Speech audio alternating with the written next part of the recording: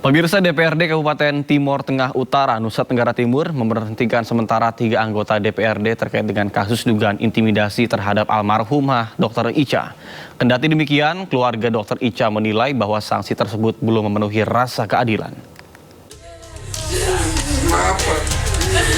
Dia tidak nikah, Mama.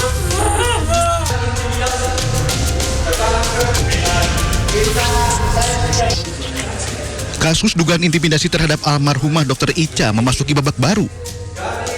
DPRD Kabupaten Timur Tengah Utara, Nusa Tenggara Timur menggelar sidang paripurna khusus untuk memutuskan sanksi etik terhadap 3 oknum anggota DPRD, yakni Terensius Lazakar, Norbertus Tubani, dan Veronica Lake. Hasil sidang etik memutuskan ketiga anggota DPRD diberi sanksi berupa pemberhentian sementara dari keanggotaan DPRD. 2. Menyatakan pemberhentian sementara dari anggota DPRD Kabupaten Timor Tengah Utara dengan hitung-hitung seperti yang sudah dibacakan. Kuasa hukum keluarga almarhumah Dr. Ica yang ikut menghadiri sidang mengungkapkan keputusan DPRD Kabupaten Timur Tengah Utara belum memberikan rasa keadilan bagi pihak keluarga. Menurutnya, DPRD Timur Tengah Utara hanya menampilkan drama dalam penyelesaian kasus yang menyita perhatian publik tersebut. Artinya, ketika mereka melanggar sumpah dan janji, mereka sudah tidak pantas lagi untuk menduduki jabatan mereka saat ini. Paradoksnya, tadi jelas disampaikan bahwa mereka diberhentikan untuk sementara dan masih menerima hak-hak dia sebagai anggota DPRD. Ini putusan yang sangat paradoks dan lucu. Dia tidak nikah, Mama. Sebelumnya, almarhumah Dr. Ica diduga mengalami intimidasi oleh 3 oknum anggota DPRD saat menangani seorang pasien rujukan karena gigitan ular. Dugaan intimidasi disebut memicu depresi yang berujung pada keputusan korban mengakhiri hidupnya. Kasus ini masih menjadi perhatian publik dan memunculkan tuntutan agar penegakan etik dan hukum dilakukan secara adil dan transparan. Dari Timur Tengah Utara NTT, Sefnat Besi iNews melaporkan. Sementara itu, di kasus lain, Kementerian Kesehatan tidak menemukan adanya indikasi beban kerja berlebih atau overwork terhadap dokter magang berinisial SZM di RS Medika Cisalak, Depok, Jawa Barat. Berdasarkan beberapa hasil audit tim investigasi, Dokter magang SZM dilaporkan meninggal dunia usai dituduh jatuh dari lantai 18 apartemen Kalibata City, Jakarta. Usai kematian SZM, Kemenkes langsung menurunkan tim investigasi untuk mendalami ada atau tidaknya kelalaian atau penyimpangan selama proses magang. Dari hasil investigasi, Kemenkes tidak menemukan adanya indikasi beban kerja berlebih atau overwork. Sebab jam kerja dokter magang dibatasi maksimal 40 jam per minggu untuk mencegah eksploitasi. Di seluruh wahana yang Kompas tadi menurut saya itu juga. Informasi lainnya pemirsa, sebuah kecelakaan beruntun terjadi di kota Bandung akibat sebuah truk yang melaju tak terkendali. Akibatnya seorang pesepeda yang terlibat kecelakaan ini tewas di tempat. Kejadian lebih panjang dihantam mobil LPG. Kecelakaan beruntun terjadi di Jalan Raya Lui Panjang, Kota Bandung, Jawa Barat. Sebuah truk bermuatan tabung gas diduga melaju tak terkendali yang kemudian menghantam sejumlah mobil, sepeda motor, serta seorang pesepeda sebelum akhirnya berhenti setelah menabrak beberapa kendaraan dan lapak pedagang di tepi jalan. Ditabrak ini Grab lagi parkir tadi ini aku melihat. Akibat kecelakaan ini, seorang wanita yang merupakan pengendara sepeda tewas di lokasi kejadian. Sementara satu korban lain mengalami luka parah dan langsung dievakuasi ke rumah sakit untuk mendapatkan penanganan medis. Lalu lintas dalam keadaan normal, ya, arus lalu tidak begitu padat, keadaan normal. Yang meninggal berarti tukang Sepeda. sepeda ya? Siap. Penjual mobil itu tadinya? Bukan, sepeda. Pengayuh sepeda berarti? Pengayuh sepeda. Benturan keras juga menyebabkan sejumlah mobil dan sepeda motor mengalami kerusakan parah. Hingga kini kecelakaan yang diduga diakibatkan oleh sopir yang mengantuk masih terus dalam penyelidikan polisi. Dari Bandung, Jawa Barat, Jupita Melana, iNews melaporkan.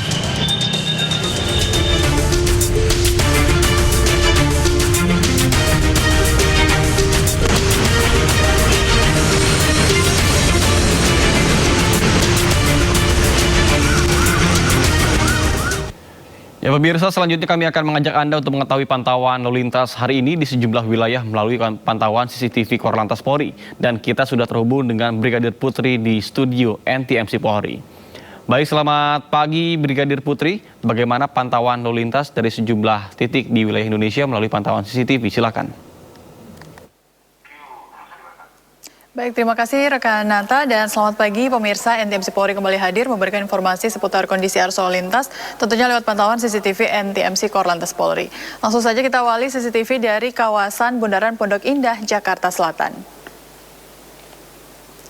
Lalu lintas pagi hari ini dari arah Lebak Bulus yang akan menuju ke arah Blok M ataupun ke arah Fatmawati terpantau cukup ramai. Terlihat ramainya kendaraan di kawasan ini didominasi kendaraan pribadi baik roda 2 maupun roda 4. Dan sekali terjadi antrian kendaraan menjelang traffic light, selepasnya terlihat lalu lintas dapat berjalan normal kembali. Begitupun untuk lalu lintas dari arah Lebak Bulus, Blok M, Fatmawati maupun yang akan menuju ke arah Bintaro. Kami himbau bagi para pengendara untuk selalu berhenti di garis stop serta harap berhati-hati adanya pertemuan arus kendaraan. Selanjutnya kita beralih ke CCTV di kawasan Simpang Semanggi, Jakarta Selatan. Lalu lintas dari arah Gatot Subroto yang akan menuju ke arah Senayan ataupun ke arah Selipi terpantau cukup ramai, cenderung tersendat imbas dari terus meningkatnya jumlah volume kendaraan di jam berangkat perkantoran pagi hari ini. Sementara untuk lalu lintas dari Semanggi akan menuju ke arah Kuningan ataupun ke arah Cawang terpantau masih mengalir lancar. Begitupun untuk di tol dalam kota lalu lintas juga terpantau masih lancar, kecepatan kendaraan juga terlihat masih ditempuh dalam batas normal. Tetap waspada dan selalu jaga jarak aman kendaraan Anda serta jaga kecepatan maksimal kendaraan Anda. Pemirsa, dari Jakarta Selatan kita beralih ke CCTV di kawasan Jakarta Timur, tepatnya di Simpang Cempaka Putih Coca-Cola, Jakarta Timur. Untuk Anda yang akan melintas di kawasan ini, terlihat kondisi arus lalu lintas sudah mulai ramai, cenderung tersendat menjelang traffic light. Dan hal ini terjadi dari arah Cempaka Putih yang akan menuju ke arah Pulau Gadung ataupun Tanjung Priuk maupun ke arah Cawang. Harap para pengendara untuk yang akan melewati jalur ini agar tetap menjaga batas kecepatan kendaraan Anda pada jalur yang benar dan untuk keselamatan diri Anda pribadi dan pengendara lain. Dan terakhir, pemirsa, dari Jakarta kita beralih ke CCTV di kawasan Yogyakarta, tepatnya di Simpang Kentungan Kaliurang, Yogyakarta. Lalu lintas dari arah Kota Jogja atau UGM yang akan menuju ke arah Kaliurang ataupun ke arah Pakem terpantau masih mengalir lancar. Begitupun untuk lalu lintas pagi hari ini dari arah Maguwoharjo atau Solo yang akan menuju ke arah Jombor. Diimbau para pengendara agar selalu mematuhi marka jalan serta tetap pada jalur yang benar untuk keselamatan diri Anda pribadi dan pengendara lain. Ya pemirsa, berdasarkan data IRSMS Korlantas Polri, angka kecelakaan lalu lintas di Indonesia 1x24 jam terjadi sebanyak 287 kasus laka lantas. Dengan rincian 12 meninggal dunia, 45 luka berat, 335 luka ringan. Dari 287 kasus tersebut, 97% terjadi di jalan non-tol. Untuk itu kami menghimbau kepada seluruh peserta lalu lintas agar selalu tertib dalam berlalu lintas. Dan untuk Anda yang ingin mengupdate seputar informasi kondisi arus lalu lintas lainnya, kami siap melayani Anda di call center kami 15669 ataupun layanan SMS Center di 9119. Stop pelanggaran, stop kecelakaan, keselamatan untuk kemanusiaan, dan salam presisi. Demikian informasi yang dapat kami sampaikan, semoga bermanfaat. Kembali ke rekan Nata di studio. Baik, terima kasih Brigadir Putri atas laporannya dari studio NTMC Polri. Selamat bertugas kembali dan salam presisi.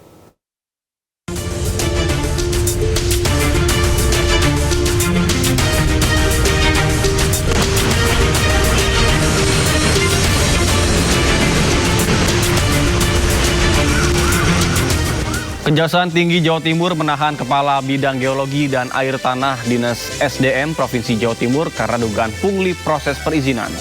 Sindo Today akan segera kembali.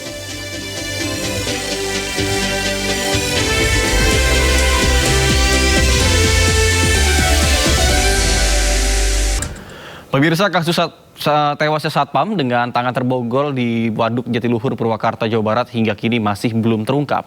Bahkan istri korban berharap polisi segera menangkap para pelaku.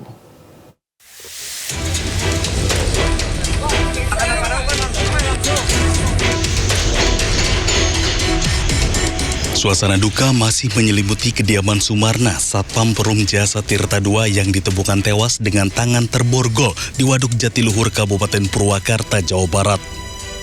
Istri korban Siti Maria masih belum bisa menerima kepergian suaminya yang selama ini merupakan tulang punggung keluarga. Semasa hidupnya, Sumarna dikenal sebagai sosok bertanggung jawab dan pekerja keras.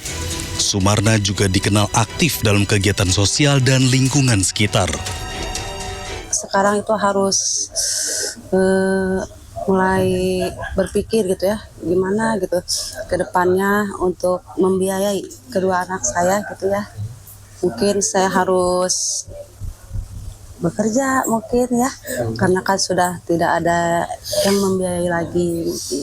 Dia orangnya baik, sangat bertanggung jawab sama keluarga, orangnya bersosialisasi juga di masyarakat ya. Kebetulan kan sebagai satkan kan almarhum juga sebagai limas ya, dan dulunya di desa gitu. Baik, pekerja keras gitu, alhamdulillah. Sementara paman korban menilai kondisi kematian Sumarna janggal. Pasalnya, borgol yang dibuat untuk mengikat korban merupakan perlengkapan kerja saat bertugas. Dalam keadaan tangan terborgol, borgol yang dia bawa sendiri, kan dia sebagai petugas security kan bawa borgol kan. Nah, cuman kuncinya ada di satu, kok masa dia bisa borgol sendiri.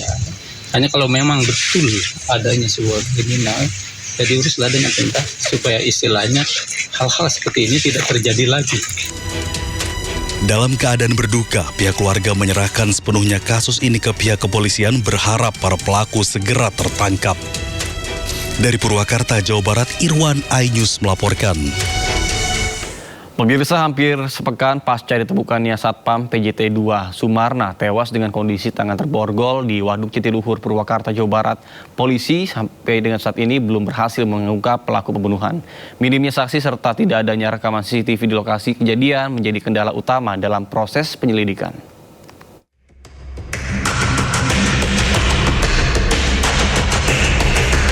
Satreskrim Polres Purwakarta terus melakukan penyelidikan secara intensif untuk mengungkap kasus tewasnya Sumarna.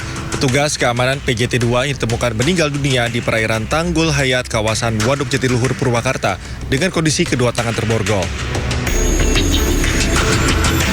Hingga saat ini penyidik masih mengumpulkan barang bukti dan keterangan saksi untuk menangkap pelaku. Penyelidikan terkendala tak adanya saksi yang melihat langsung peristiwa, serta tidak tersedianya CCTV di sekitar lokasi temuan jasad korban. Polisi juga masih mendalami dugaan keterlibatan kelompok geng motor dalam kasus ini. Selain itu, penemuan 2 borgol saat olah tempat kejadian perkara tambahan turut menjadi bagian dari materi penyelidikan. Sementara itu, hasil otopsi belum dapat disampaikan kepada publik karena menjadi kewenangan tim dokter forensik.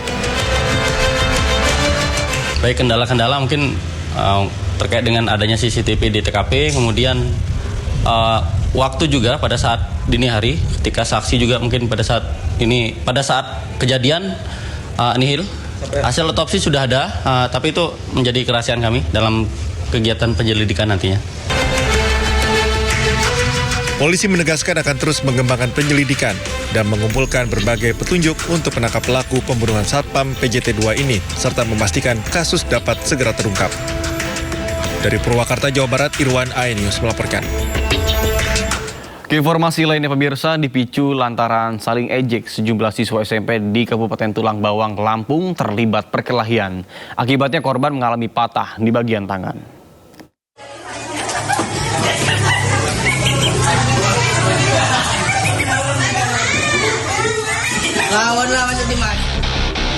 Inilah aksi bullying yang terjadi di dalam kelas di SMP Negeri 5, Dente Teladas, Kabupaten Tulang Bawang, Lampung. Terlihat seorang siswa dipukul dan dibanting oleh siswa lain di depan teman-temannya. Beruntung siswa tersebut tidak mengalami cedera. Tak hanya itu, aksi bullying juga kembali terjadi di sekolah ini. Seorang siswa laki-laki mengalami patah pada bagian tangan akibat perkelahian sesama siswa yang terjadi di area perkebunan karet usai pulang dari sekolah. Diduga aksi bullying hingga perkelahian ini terjadi akibat saling ejek antar siswa. Jadi ketika guru mengisi spidol habis, yang ternyata di dalam kelas juga habis, ke ruang guru niatnya untuk mengisi refill spidol. Nah, ketika kembali guru mendapati anak sedang berkelahi. Apabila ada dugaan tindak pidana, itu kami akan melakukan sesuai prosedur. Pihak sekolah telah melakukan pembinaan terhadap siswa yang terlibat aksi bullying dan sudah dilakukan perdamaian antara pelaku dan korban. Dari Tulang Bawang Lampung, Ahmad Lutfi Rosyadi melaporkan.